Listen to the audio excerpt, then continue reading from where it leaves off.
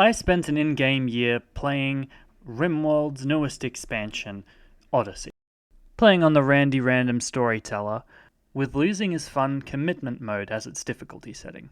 Eventually, I settled on an arid shrubland tile, with plenty of some of the new special features from this update to spice the gameplay up.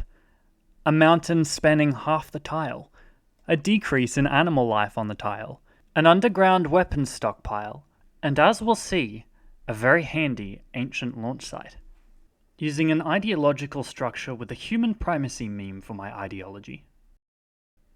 Eventually settling on Vega, our undergrounder, combat, mining, plants and animal specialist. Trumpet, our kind optimist with a knack for construction and social. And Sands, our body modder, psychically sensitive purveyor of the mind, with skills in artistic, medical and intellectual as well as a minor passion for plants. My initial goal was to survey the scene and get the basic needs sorted, such as food, before starting to explore the launch site we landed beside.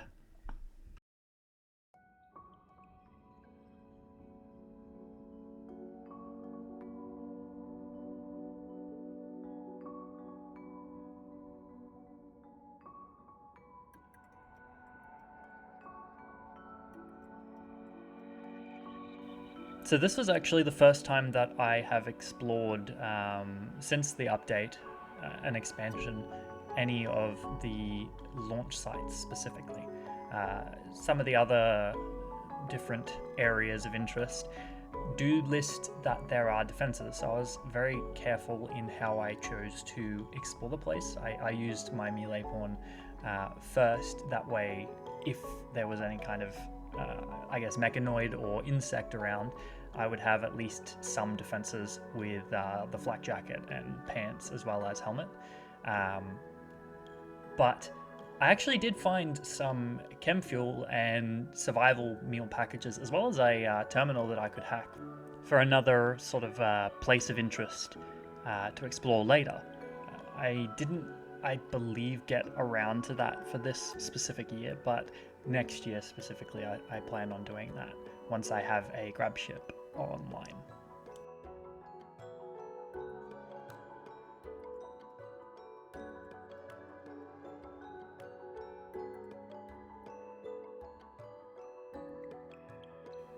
At about this point, I nearly had a heart attack because this was the first time that I had actually properly seen one of the new hunter drones in action, and somehow Sands literally just managed to avoid getting burnt to a crisp and roasted.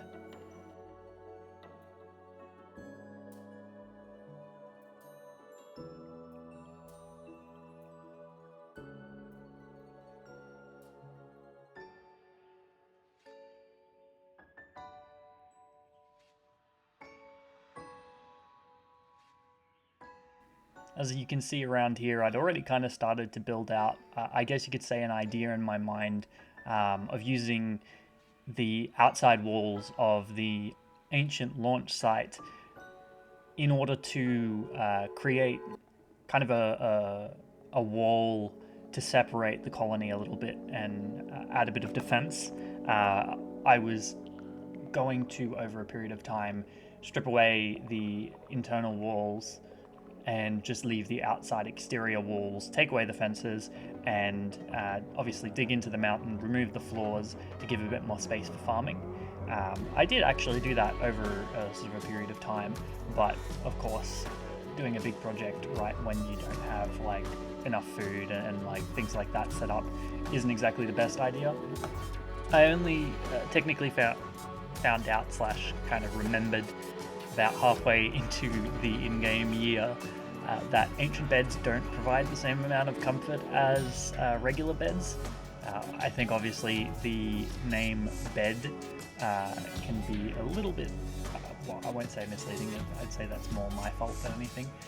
But as a result of that, I did have a few mental breaks pretty early on, which was kind of annoying to deal with. On top of that, also, I had a little bit of trouble with the roofing.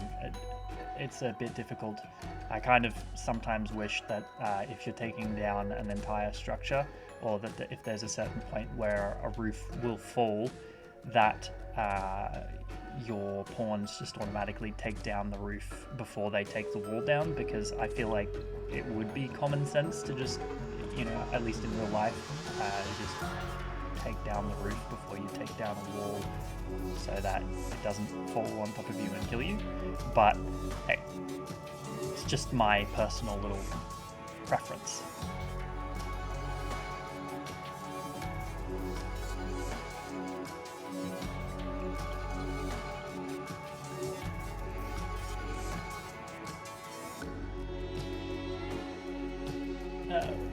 I was kind of reaching a point here where I was getting a little bit, I won't say stressed, but trying my best to kind of make an area where I could both provide enough food and also defenses that I might need in case, Randy Random decided to be Randy Random and send any kind of event or raid that could really get in the way of things. I was actually fairly fortunate to have the amount of time that I did before a raid popped up. This one was the first raid, so it wasn't exactly too difficult. But nonetheless, it can always be a little bit stressful, because if you don't play things correctly, you can still get injured to the point where you might still lose a pawn just because of blood loss or an infection, something like that. So it's always important to have the best setup that you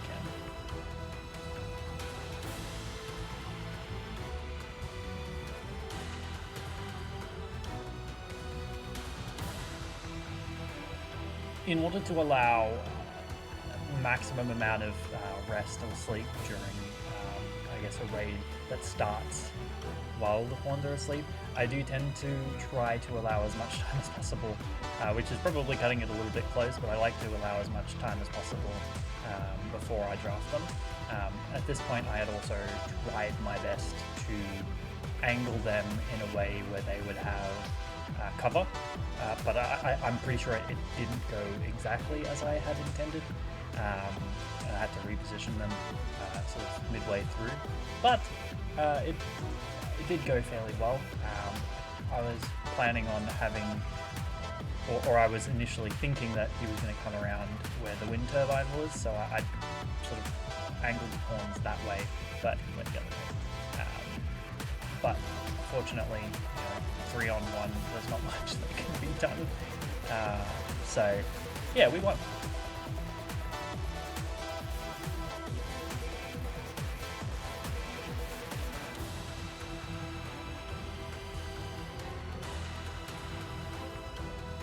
It can still be pretty terrifying seeing a bunch of cuts or stab wounds on a pawn in Rimworld, especially with Randy Random as a storyteller.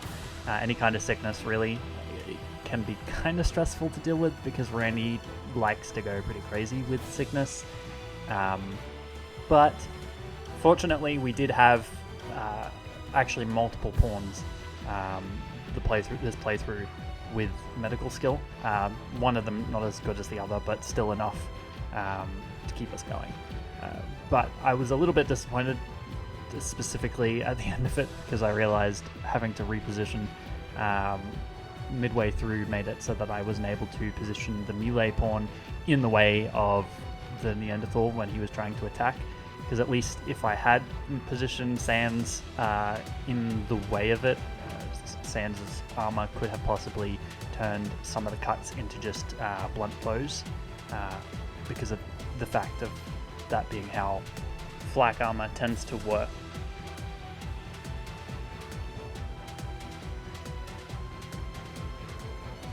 At this point in time was when we accepted the quest and got the Gravship, or at least the Grav engine,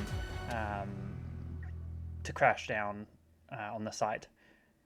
Those Gravlite panels are both beautiful and also, specifically for this playthrough, they're also something that causes me much pain to see, as we'll see in the future. But the cool part is, even though it took me a while to actually investigate, once you actually have manually investigated the Grav engine, you're actually able to pick it up and move it somewhere else, which is quite handy because you don't have to build the Gravship specifically where the Grav engine lands, which I think is a great feature, even if it took me a little bit to figure it out, because it took me a while to actually investigate it, because I thought I'd have to actually, like, kind of like with how you awaken the monolith or do some other sort of stuff where you investigate, you might have to actively do something in a certain period of time after actually investigating it.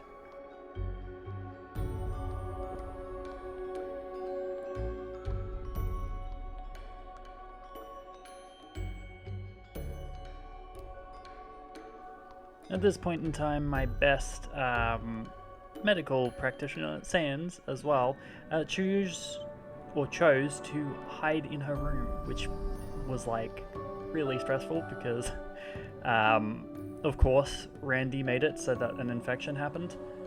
Since I'm using pretty much all of the expansions as well, I chose to take advantage of royalty with its psycasts by making Trumpet a royal, which took me a while to actually do the ceremony.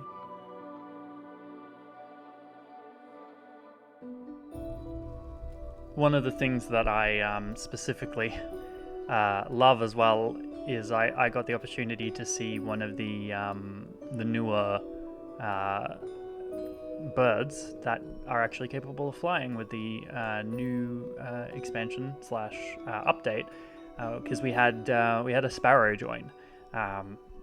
It was a little bit annoying because I think when I did a look at the sparrow's information panel, it doesn't have a nuzzle period, so it makes it so that it's not exactly like a pet. It's more just like an animal that flies around and can cohabitate, but it was still pretty cool to just see an animal flying around, since, you know, we've played Rimworld for so long and never seen that before. So yeah, it was pretty cool.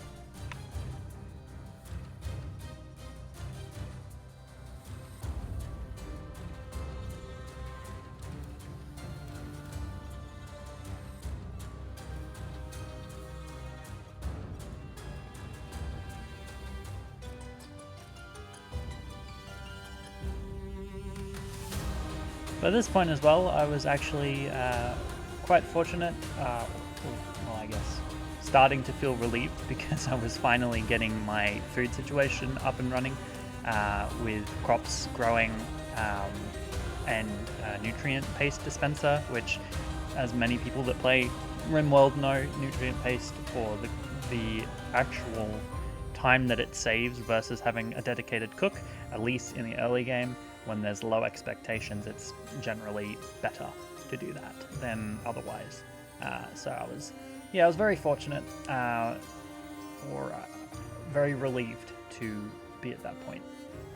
I also had alpha beavers decide to show up as well, which was annoying, because it's like there already isn't that much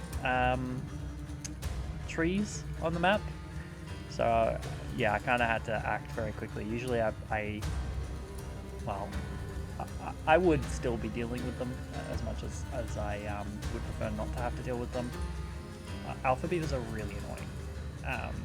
So, you know, I was fortunate to a degree to be able to only get alpha beavers at this point in the game, because I think as my wealth went up, it would have been a lot less.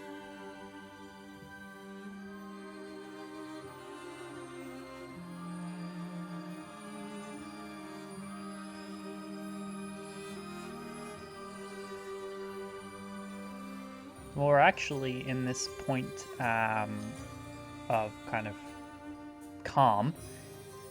Just thought I would ask, you know, this being the first sort of long form video that I've done, really the first video where I've done gameplay, for those that end up watching, I would welcome a comment just sort of expressing your opinion on, you know, what you might recommend that I do differently, what you like.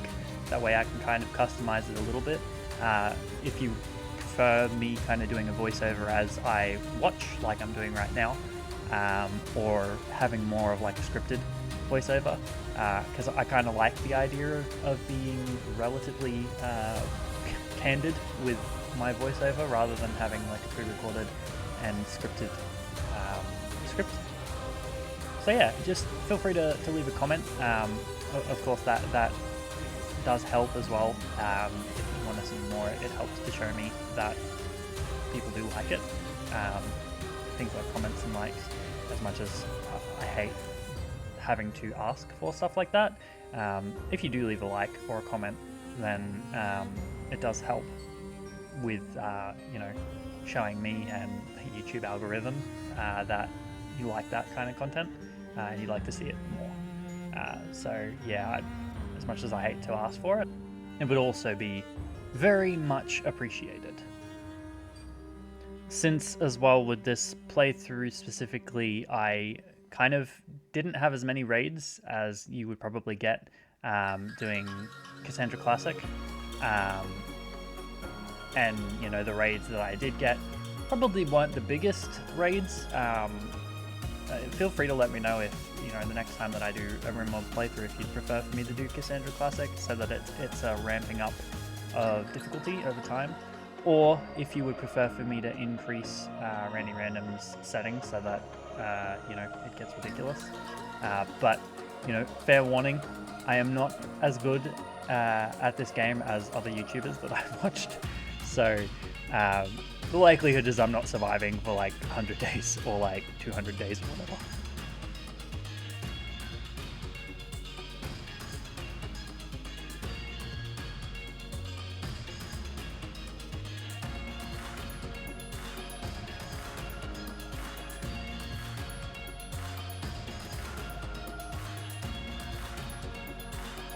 Also, based on gameplay that you've seen so far, not just my channel, other channels as well, and really, if you've played the new update and new expansion yourself, I'm curious if you want to leave a comment. I'm curious to see what your thoughts are on the new expansion, whether you prefer this expansion over others, whether this one's your favorite or otherwise, because like honestly, the amount of effort and work that's gone into this one specifically, I'm really impressed. It's really good so far, and I haven't even gotten to the space colonization part either.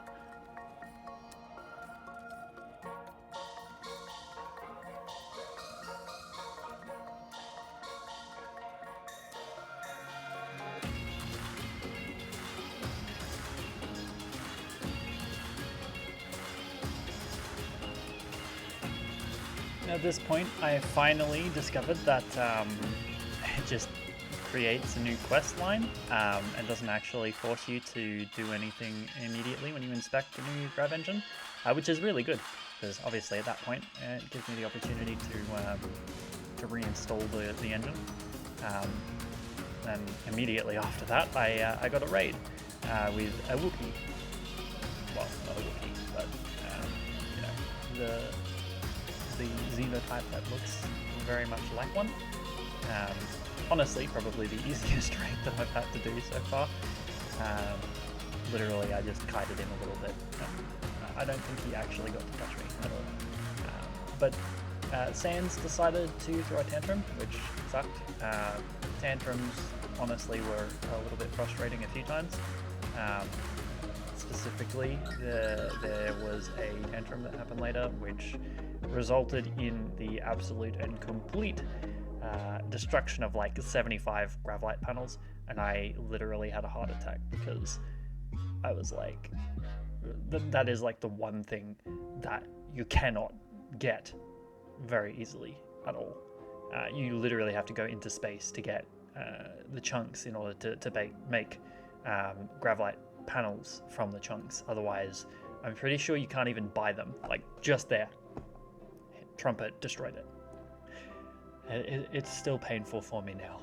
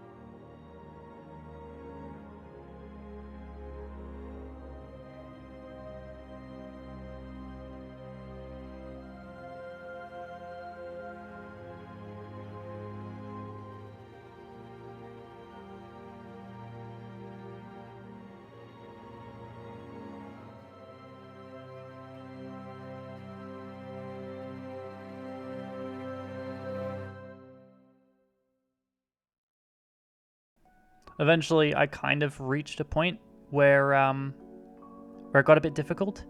I when I set up the colony, I kind of went more with the ideology towards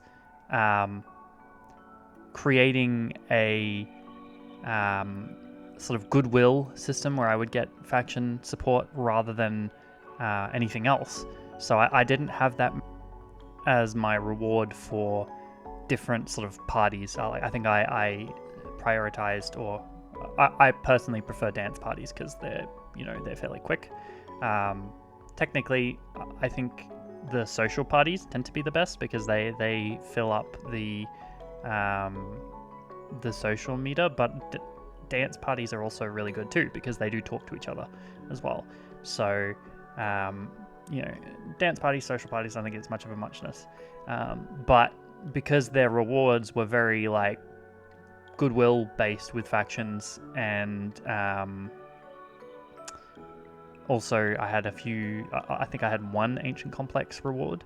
There was not many opportunities to recruit new pawns, so that's part of the reason why I decided to go for the Mechanita route of using mechanoids in order to help automate things as well. I didn't really get many opportunities to recruit anything else.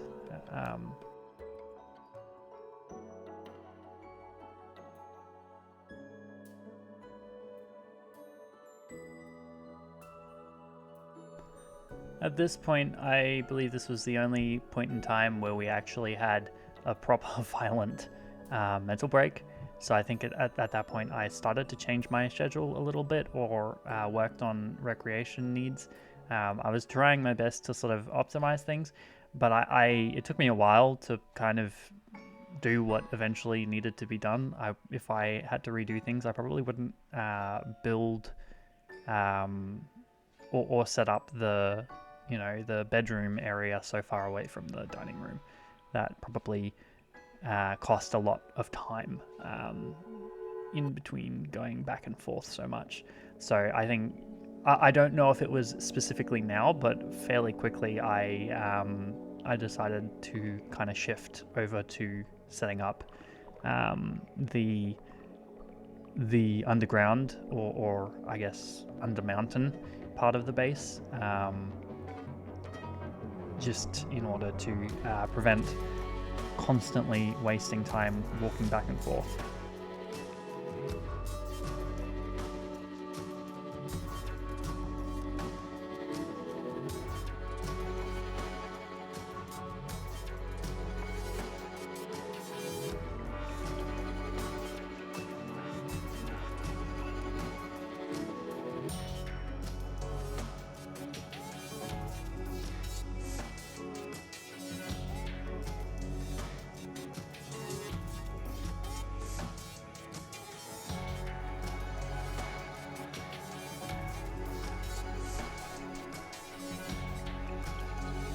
About like a second ago, we actually, for the first time, had a wild sparrow join. We actually had, I think, 2 over the course of the year that I played through join. But like I said earlier, because they don't have like a nuzzle period, they kind of really only serve as, I guess, being able to position them in an area where you can make enemies for raids sort of path towards them.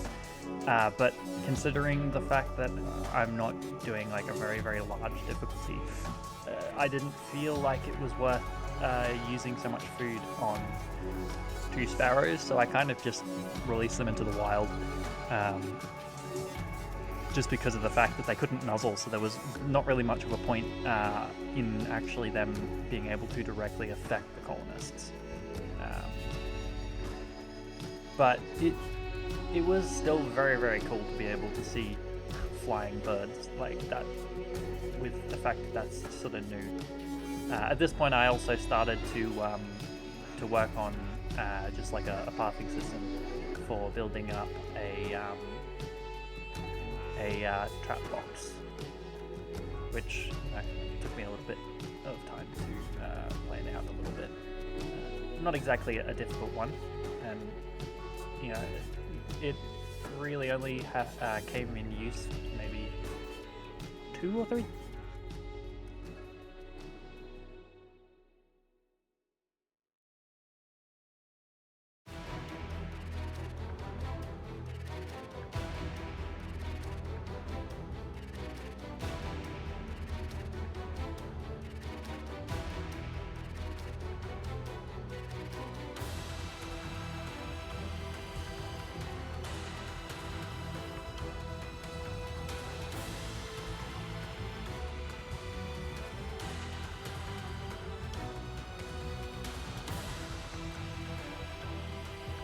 For those with the mental nitpicking or pain of seeing a single turbine powering like the whole base, that is not going to be the case forever. I will say now.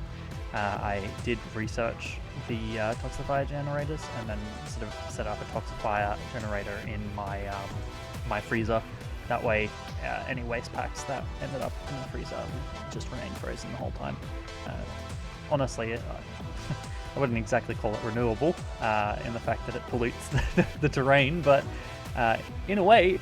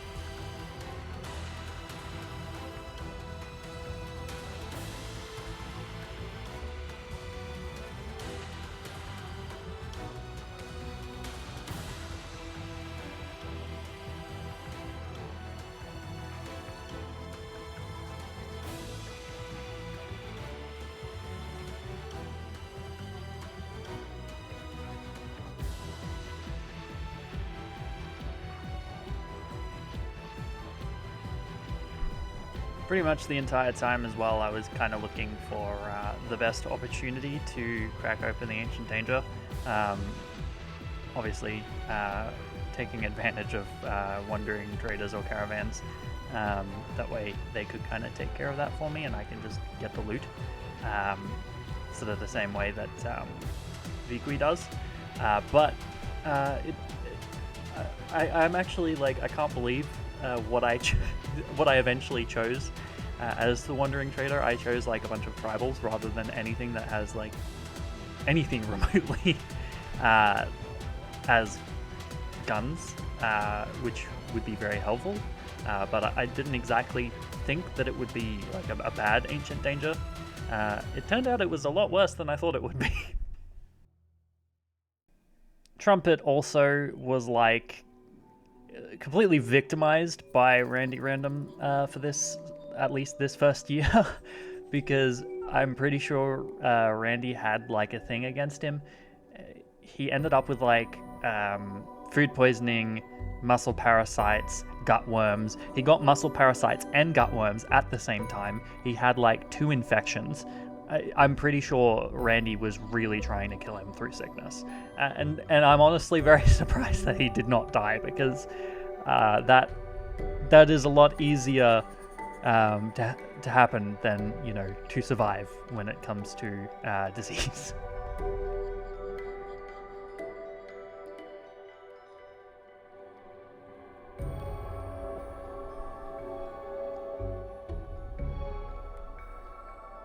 I had a bunch of Shamblers approach as well,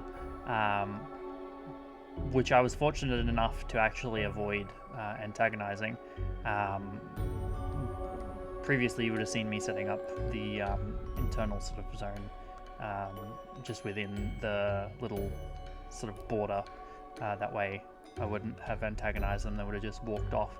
But a bunch of beggars ended up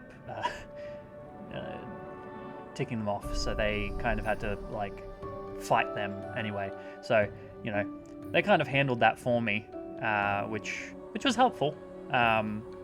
Also partially very stressful, because I couldn't remember if Shamblers were specifically the ones where it was like if you antagonize them, they would like call a bunch more Shamblers from around. So I was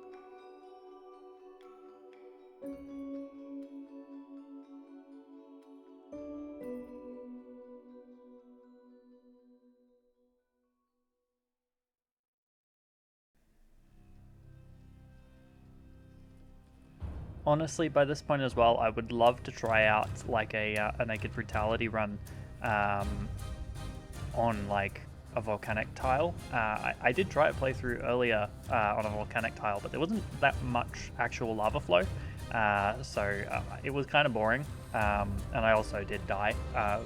That is mainly the reason why I didn't didn't have a recording that I uploaded. But honestly, yeah, if you guys actually wanted to see, even if I don't manage to do like a year, if you do want to see, even the failed runs, then you're welcome to let me know. I'm happy to record them and upload them. But yeah, if that's the case, then you have to be prepared for me, not always succeeding. Which I feel like that is the fun of Rimworld in and of itself, because as much as you can become powerful, it's a lot harder in vanilla, at least, to become sort of overpowered. With mods, it's a little bit easier since you've got stuff like the Psycast Expanded, which lets you kind of build up without having to earn so many different noble titles in order to get different Psycasts. But yeah, like I feel like that's kind of the purpose of it. It's telling a story, and a story naturally does have an end.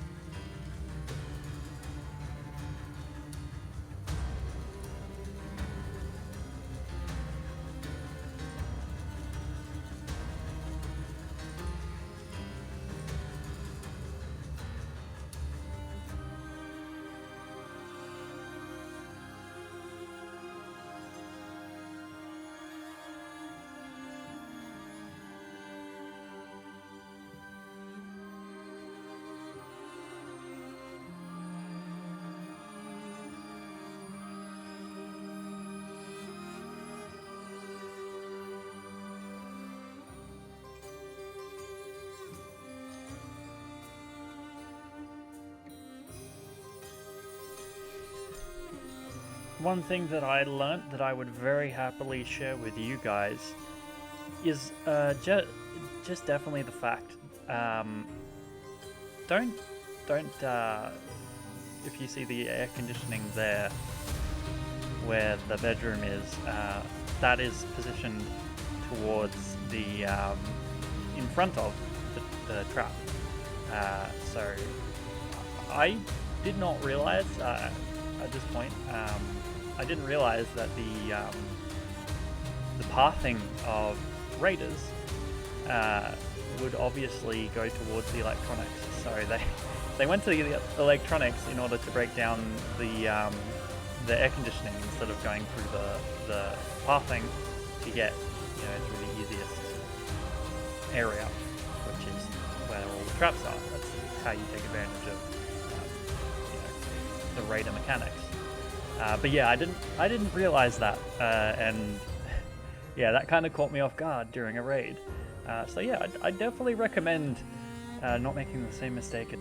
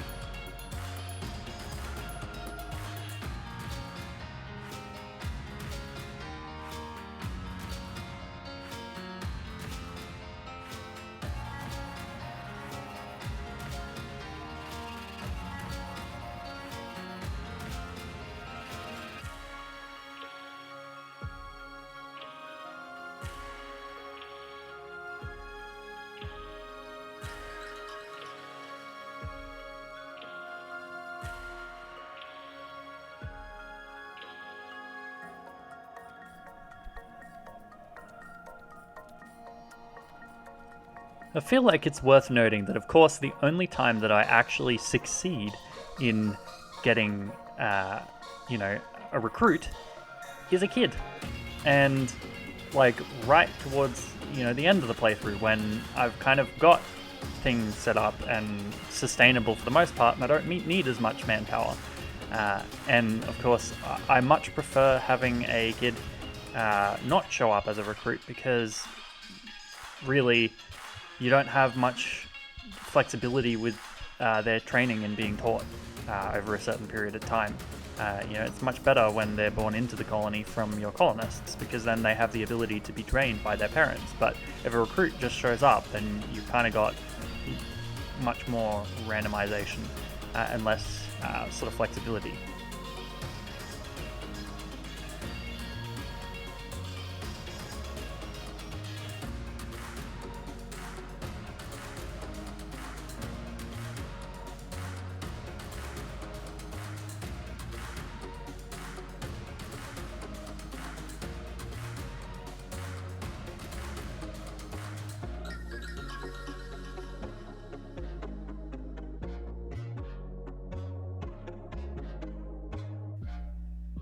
Upon watching this, it actually took me like right until the end of the playthrough to get my Psycast, which is quite surprising.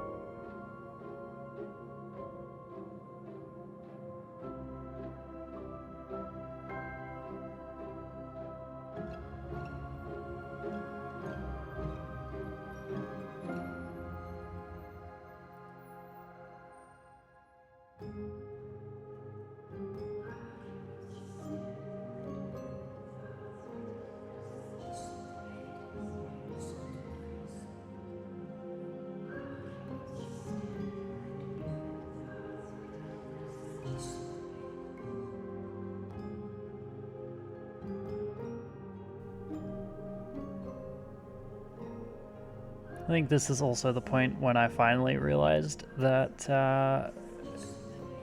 the ancient beds and like having like a bedroom up there and all that is probably not the best setup, so I moved all of the bedroom down there.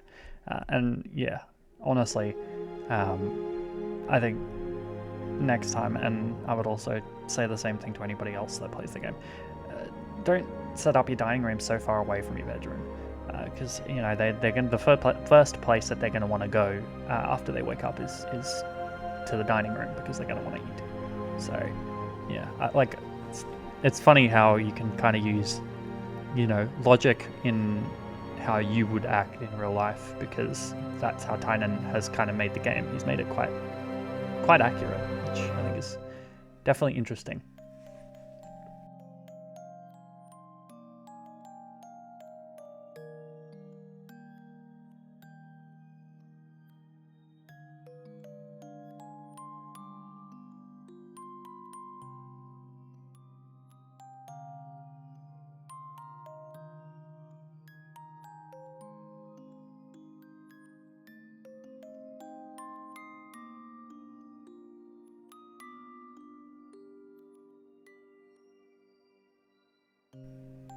This was also the introduction, at least for me, to a new xenotype. One of the new xenotypes for I forget the name of them now, but they're basically space goers. Their bodies are naturally accustomed to space. They're the ones that you can find as factions that are in orbit around Rimworld, or the Rimworld that you're on specifically. That specific introduction is Simon. I got him as like one of the hosting events. I couldn't pass the reward, considering I literally didn't have to risk any kind of like mental break or anything like that, because he's literally just bedridden the entire time.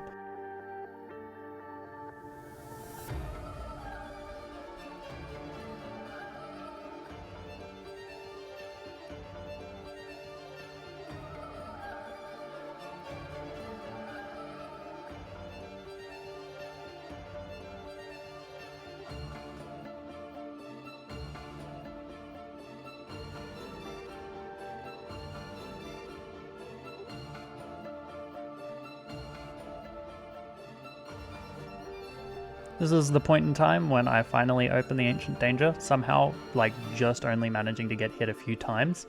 And also I was very surprised at how well the tribals did. Because, like, a bunch of bow and arrows and, like, clubs, you wouldn't think that they'd be capable of taking down that many monstrosities. But yeah, they did a really good job.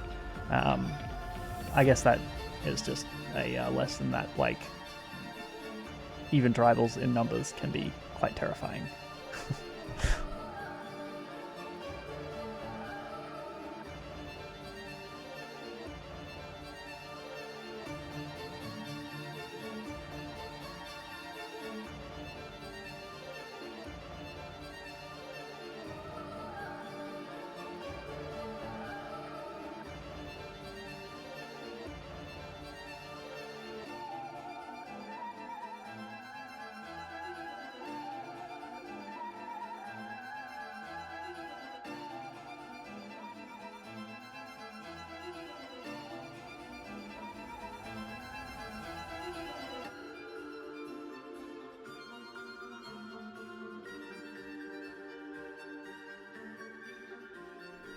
Randy went on to bless me this day with a bunch of ducks, and also 2 Thrumbos that, at least at the moment, once I resume the playthrough, will have the possibility of being trained.